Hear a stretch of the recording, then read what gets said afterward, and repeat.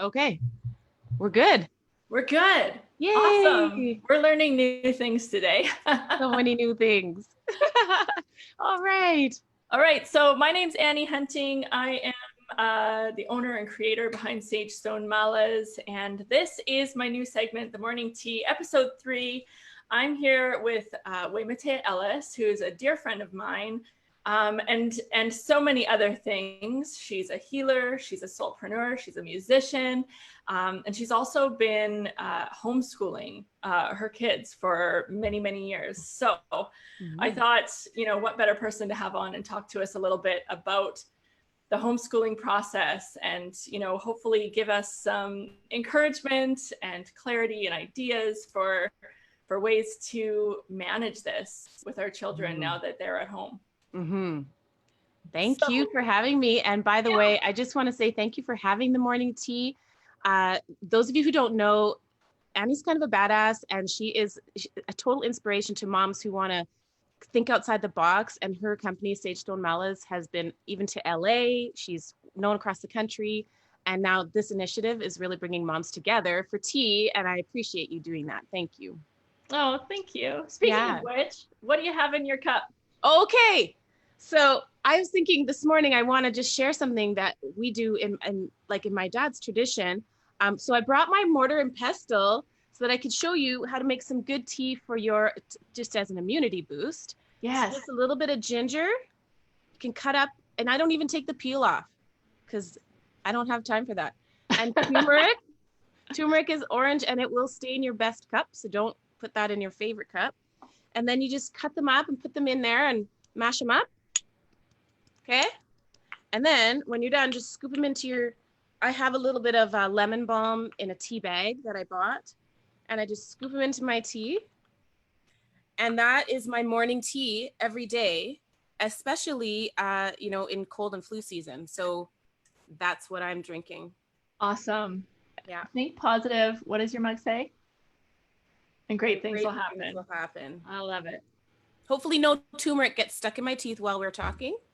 But cheers. What have you got in your cup? I've got Namaste tea from Pure Essentials, and I'll post the link there. Cool. It has red rooibos, tulsi leaf, rose petals, and my favorite ingredient, pure joy. Pure joy. Yeah. I love it. Best day ever. Best day ever. All right. Okay. Where do you want to start? Oh my gosh, I don't know. I haven't talked to you in a long time. We might be here for a while. What is working for you right now with homeschooling? What's your best? I don't know. I mean, I'm sure you've got a ton of advice at your fingertips, but at the moment, within the climate of what's going on, what's really working for you guys? Absolutely. So, and just to share my background, I was a school teacher for many years, and I taught grades, K to 12, and social studies, math, LA, health, gym, native studies, and sometimes I subbed for French, which was not ideal, but I did teach a number of subjects in all divisions. And so I'm coming to you as a homeschooling mom who's been doing that for about 9 years. And my biggest piece of advice is don't import the school into your home. We call it homeschooling, but it's your home, it's your life. And so much learning happens every day between the curriculum. I would say most of the learning in school happens in personal interactions with teachers or peers, or figuring out organizational skills, or learning how to be prepared for something, or going with the flow when things change. So a lot of things that we that go in between the between the lines.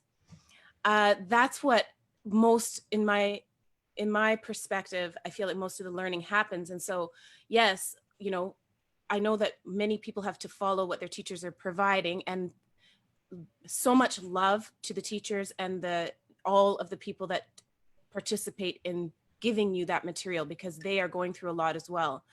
And all of us, just to give each other ourselves some grace in this moment, that it's really not critical to complete the curriculum. What's critical is what happens in between the curriculum, which is going to be what your child remembers. Isn't that what we all remember from school? It's what I don't remember anything from school. I couldn't recite to you, well, maybe one or two things from my favorite English teacher, but mostly I remember how I felt in that year, how I felt in this classroom, how I felt in that teacher's presence. And so that's my heartfelt desire for everyone to really take this moment and don't try to be the teacher, you know. Yeah. More nuanced than that. Right. So what's, I'm finding that with ASA, because we do have some content that we're required to do, that it can be, really difficult to get him to like sit and focus on the task at hand. He's kind of all over the place. And I imagine at school, his teacher doesn't have as much of a struggle because all the kids have the same expectation. It's not, the teacher is not his parent, so he's not comfortable sort of pushing back in the same way. But, just getting him to sort of sit with it and focus on the work that does need to be done has been really difficult. And I'm providing these, incentives and breaks and trying to break it up throughout the day. But I don't know if you have any feedback on that. Absolutely. So I'm going to go back to my first teacher, who was Mr. Kovacs. He was from Hungary, and he taught me piano from when I was like 2.5. So, and then I knew him until I was an adult. And he was the one who encouraged me to go into teaching. And I took a lot of my teaching style from him. And he was very big on brain. He was very big on the science and how we learn. And he always said, it's far better to have you practice 3 times a day for 10 minutes than 1 time a day for 30 minutes. And not just because it's easier on the child, but because it helps the brain to retain the information when there's spaced repetition rather than a great big chunk of stuff to get done and then we're done with it. So the real advantage to that for the child is that they only have to sit for a little while, but then for the parent, it's like, well, okay, you just sat down, like what I need to do something here. So what teachers will do, many teachers will do, and you can do as a parent, and this goes against what I said before, but you can try these tools, which is to ask the child to provide support for you. Ask the child to provide support for you in navigating this new reality. They understand, they see you as a parent really sometimes struggling with working at home for the first time, or, frustrated because they won't do the work, or maybe you don't understand how their teacher used to teach it or something. But when you ask the child for their support and then show them what that would look like for you. So what support looks like right now is that you go take that coloring page and you color it until the timer is 20 minutes later. Could you agree to do that for mom? Because if you did that, you'd be providing me with space to send out 4 emails. So it really helps me. And ASA would be all over supporting mom. Yeah. And so it really does give them, they're learning still. So they're just coloring over there, but guess what? They're learning how to be a part of a family. They're learning how to be a part of a new situation, navigating new things, and being quiet and coloring is supportive. So those activities are, and, reading, coloring, building, and, you can use a timer and just say, once you've done that for 20 minutes, come back. And I'll say one more thing that can help to get you a little bit more time than 20 minutes, which is to take a piece of paper and just write, like at the left-hand side of the paper, draw a picture of a child coloring, like just a stick child coloring, and then an arrow. And then the second one is, and then put 20 underneath it for 20 minutes. And then the second one is the child's doing jumping jacks and exercise in their room, and you draw it, be silly about it. That's a second picture. Then the third picture is, and then maybe you can tidy up your sock drawer, something, but just giving them. And then when they come to you and they say, hey, mom, I'm done. What can we do? And then just gently point to the second picture and say, thank you so much for supporting me. This is the next thing. And so, or ask them what they would like to do as their activity that would support you. So, there are ways to buy time, and many people feel like that's a time to feel guilty because, now I'm not parenting. Well, you're not parenting. You're giving them the power to be independent. And this is part of parenting, but I'm saying you're not actively hovering parenting. You're giving them some space, which they need to. Well, that's part of the education process, is their independence and them learning how to like self-regulate and self-motivate, right? And I think that's the tricky bit. But I like that. I like the idea of breaking it up into really small segments, 15 minutes, 15 minutes. And so he's not looking at this task as a huge task. He's looking at it as 15 minutes, which feels much less daunting than you've got to do 5 pages of work. Yeah. Okay. I love that. Yeah. So what kind of resources do you tap into with your homeschooling? Are you in, parent groups? Are there books that you love, or apps, or anything like really pertinent that you think that you want to share? Well, I might not be the best person to ask this because I'm pretty low key. I'm pretty low maintenance homeschooler. Like, we just live, honestly. Yeah. My youngest does, we do 2 pages of her. We have a curriculum book. It's just one of those generic curriculum books. And we do 2 pages just for, the agreement that her dad and I have is that she'll do some curriculum every day. So she does two pages a day. And then my resources have been my good friend, Nicolette Grunewald, who used to be a facilitator for homeschooling board. So she's always encouraging me to just use life as education. So we have a ton of books on the shelf. My kids are big readers. Naya does contortion. That's her education all day. She just does gymnastic contortion all day. And she's learning balance, flexibility, testing her limits. You can take any activity. She made some kind of a launch instrument with toilet paper rolls and a box of an empty box with some painter's tape. And like, she'll spend hours constructing these things. And as an educator, I could go in and say, those are recyclable materials. So now we're learning about the environment. We're learning about creativity and trial and error. It's science, because she has to see what she did wrong and then try it some more. So I do access the Facebook groups for homeschooling parents. My homeschool facilitator is incredible. But generally, do you remember when people say, oh, I could never do that way? And I'd be like, you guys don't know. It's like, do you remember me saying that over and over? And I'd be like, you guys don't know. We literally wake up, we create meal patterns, we clean after meals. The kids got the sewing machine out the other day. We got a keyboard out. We're living. Right now it's tough because we're not walking outside or discovering our neighborhood as many of us wish we could, but we're like, it's not extraordinary. Yeah. Yeah. So to wrap up this part of the conversation, is there anything that you want to impress upon parents who are new to homeschooling, any encouragement, anything like that you sort of want to offer? Yes. If you're new to homeschooling and you're in the moment that we're in is that we're in a global pandemic and we are learning how to work from home, I want you to let yourself off the hook right now. Know that you cannot get this wrong. Your child will be okay. You could go the whole time we're at home here and just spend time playing board games and reading together, and that would be enough.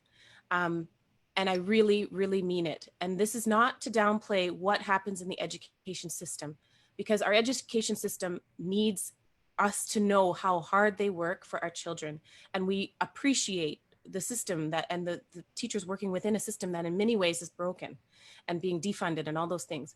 But now that you're at home with your children, please just just stop trying to do anything that feels laborious and just be in the moment with your child, even if they're just by themselves doing something while you figure out what you're doing.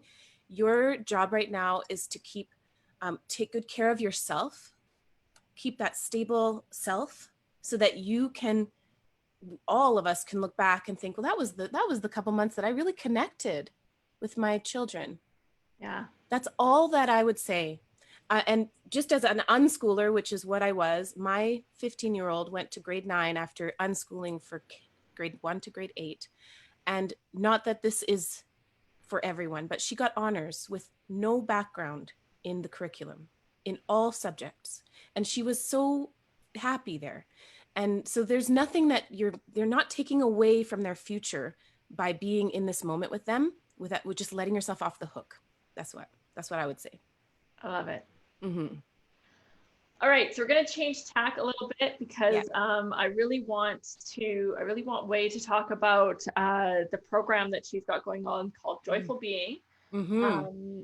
Way, I actually met Way in a women's meditation circle that she was hosting about 5 years ago ish. Wow. Yeah, and that container that Way had created literally changed my life and set me on a trajectory to living a life that is fulfilled and aligned. So I really owe a lot of that to that container that Way has created. So I'm really excited to give her the opportunity to talk about what she's doing with Joyful Being.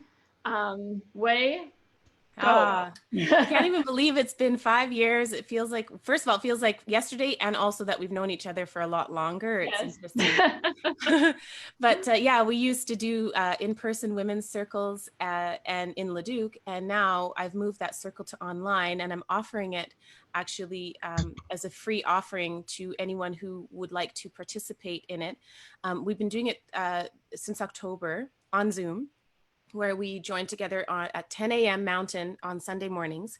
And, the group is growing, and it's the same sort of feeling as we grow. It's just that people who are seeking a place for meditation, a safe place to unpack what's real for them, and a place where they will not be given advice or steered in any direction because someone has an agenda that they heal from this thing or whatever it is. That container is what we do, what we provide on the Joyful Being Circle on Sundays. And so in addition to that, I've been developing an app that you can actually download right now at the App Store and on Google Play, except for in the last 48 hours, it's been down, but you can generally get it. It's just called Joyful Being. It's a 30-day free trial if you want to there's a 6-week program on there that helps people who are overwhelmed, feeling unbalanced, feeling disconnected, feeling, out of whack, who really desire that alignment, that balance, and that wholeness, that feeling of being whole. There's a 6-week program on there that you can try for 30 days. So you can get 4 weeks out of it if you like. And it's just called Joyful Being on the App Store. And there's one more thing that I wanted to share in addition to that tonight. My ministry community is, I'm hosting a call in the Soul Whisper call series, and it's very much about, it's like an overview of my Joyful Being programs, which is all about being balanced and feeling connected and whole in this time of uncertainty. And that is tonight at 6 p.m. Mountain. And the Zoom number is 142-578-184. So it's 6 p.m. Mountain tonight, Zoom number 142-578-184. And it's a 90-minute call. It's free, and you can just join the community tonight if you like. Wait, I'll get you to post the link under the video when Definitely. we're done here too. Thank you. I will. Awesome. I have to say, I see some of my former students on the call here. Hi, Chris. I see you. Hi, Mrs. Philly. So these are some parents of my former students too. It's so lovely to be a part of this beautiful community. And Carmen, my sister. Hi, everybody. Thomas. That's so lovely. I've been trying to watch the comments on my iPad as we've been talking, and I don't know if I've missed some, but if we have, we'll look at them afterwards and try to answer anything that you've got there. Yeah. All right. Wei, what's just to sort of polish things off, can you give me something that you are feeling incredibly grateful for in the midst of everything that's going on? Yes, I can. Well, I'm very, very grateful for technology right now. My family is very much missing each other. My mom, my dad, my siblings, we had my sister's birthday party on a Zoom, and my brother DJ'd it, and we all had a dance party last Sunday. My kids are doing every day, they do aerobics or some kind of yoga with their grandma on FaceTime. And, I feel like we're kind of prepared for this in a way that 20 years ago, we would have felt so alone. And I'm grateful that in real time, like when I was a kid, I used to think, wouldn't it be cool if the TV like showed someone's face and you could see them? And wouldn't it be weird if you were like unaware and you were like doing embarrassing things? Like I had these thoughts when I was a kid, and now look, this is what's happening. So I'm grateful for that. And I'm also grateful for, first of all, I have a lot of nurses in my family, and very, very close friends who are doctors, and people who are in the grocery store that I'm missing on my multiple per week visits. I miss my friends at the Safeway. So I just feel so much deep, deep appreciation for those who are on the front lines and working anyway. And just, it just brings me to tears to think of the bravery and the sacrifice and the courage and the compassion that they have for everyone to continue working. And lastly, I'm just grateful for homeschooling. I'm grateful for the rhythm that we have in our home, that my girls and I have been able to fall into very easily, this new reality. And just to my friends and community. And I mean, I could go on and on. I feel gratitude every single day for everything. And while acknowledging that there's a lot of pain happening right now, just feeling grateful that we can all just be sharing in this way and maybe uplift someone who's feeling lonely or feeling that kind of stress or anxiety. So Thank you for that. Yeah. Yeah. Beautiful. Thank you. Thank you. Thank you. Okay, so I will post the links to sort of anything that we talked about after the video. Also, I'll be sharing this on my YouTube channel, Sage Stone Malas and Meditations. I'll post all the links to how to get in touch with Wei, how to connect with her program as well. And Wei, thank you so much for being here and taking the time to chat. Sip of my tea before we go. And just thank you so much for holding this space, Anne. Absolutely. Yeah, it's a beautiful thing. Everybody tune in. I think you're going to be doing this a couple days a week, right? You're going to be 3 days a week is the plan. So fabulous. Thank you for that. Awesome. Thank you, everybody. Have an awesome day. Enjoy your Wednesday. May it be beautiful and blessed. Mwah. Bye.